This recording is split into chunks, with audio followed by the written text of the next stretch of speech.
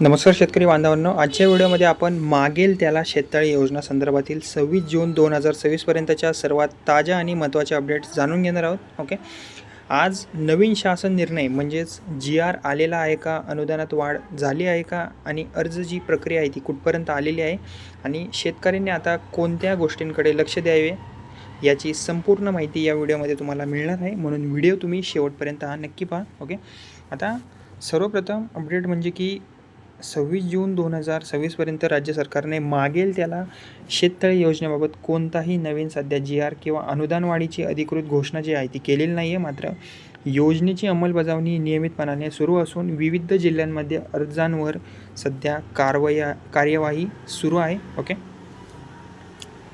म्हणजेच की आता मागेल त्याला शेततळे योजनेसाठी ऑनलाईन अर्ज स्वीकारले जात असून जिल्हा स्तरावर अर्जांची जी तांत्रिक जी पडताळणी आहे किंवा प्रशासकीय पडताळणी जी आहे ती सुरूच आहे सध्या. ओके, आणि जे प्रलंबित अनुदान प्रकरणांवर सध्या कारवाई चालू आहे.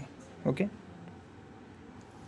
आता यापूर्वी झालं काय, मंजूर झालेल्या काही शेततळ्यांचे अनुदान प्रलंबित असल्याची प्रकरणे आहेत. सरकारकडून अशा पात्र प्रकरणांची तपासणी करून टप्प्याटप्प्याने अनुदान त्यांना वितरित करण्याची सध्या प्रक्रिया चालू आहे. ओके, त्यामुळे संबंधित शेतकऱ्यांनी आपल्या अर्जाची स्थिती वेळोवेळी तपासत राहावी. ओके, आणि राज्यात शेतकऱ्यांकडून आलेल्या ऑनलाईन अर्जांची तांत्रिक आणि प्रशासकीय पडताळणीसुद्धा सुरू आहे. अधिकारी शेततळ्यासाठी निवडलेल्या जागेची तपासणीसुद्धा करत आहेत. जमिनीची योग्य पात्रता, पाणी साठवण्याची क्षमता आणि इतर निकषसुद्धा तपासले जात आहेत. ओके, आता नंतरची अपडेट म्हणजे की मुख्यमंत्री शाश्वत कृषी सिंचन योजनेअंतर्गत मागेल त्याला शेततळे योजनेसाठी निधीची तरतूद ही कायम ठेवण्यात आलेली आहे. यामुळे योजना नियमित सुरू राहणार असल्याचे सुद्धा स्पष्ट केले आहे.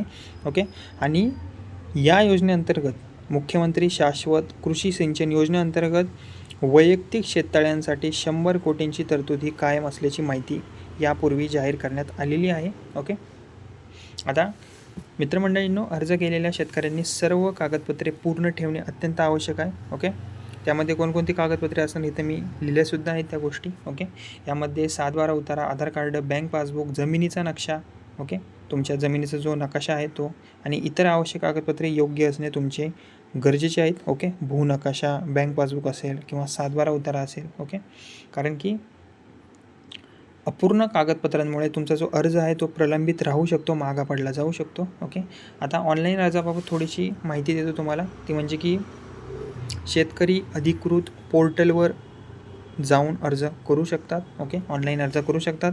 तसेच अर्जाची स्थिती जी आहे, सद्यस्थिती आहे ती ऑनलाईन तुम्हाला तपासता येते. ओके, त्यामुळे तुम्हाला दुसरीकडे कुठे जाण्याची गरज नाही आहे. ओके, आणि कोणतं पोर्टलवरून, अधिकृत पोर्टलवरून मागेल त्याला शेततळे योजनेसाठी हा अर्ज करू शकतात.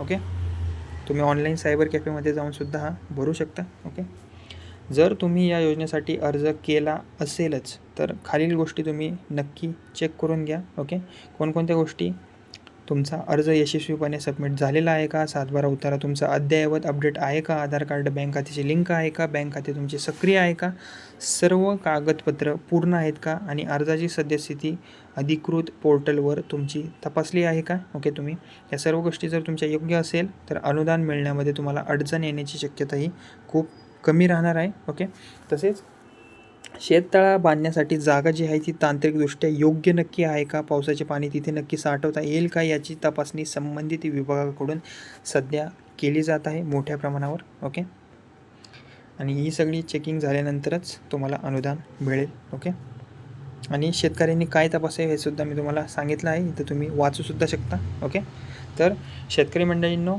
या सर्व गोष्टी तुम्ही चेक करून घ्या. अर्ज पडताळणी, तांत्रिक तपासणी आणि पात्र लाभार्थ्यांना अनुदान वितरणाची प्रक्रिया सध्या सुरू आहे.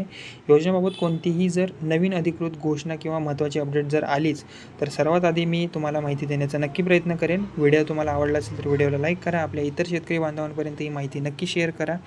आणि अशाच सरकारी योजना, शेतीविषयक बातम्या आणि ताज्या अपडेटसाठी आपल्या या बडी नावाच्या चॅनलला सबस्क्राईब करायला विसरू नका. धन्यवाद.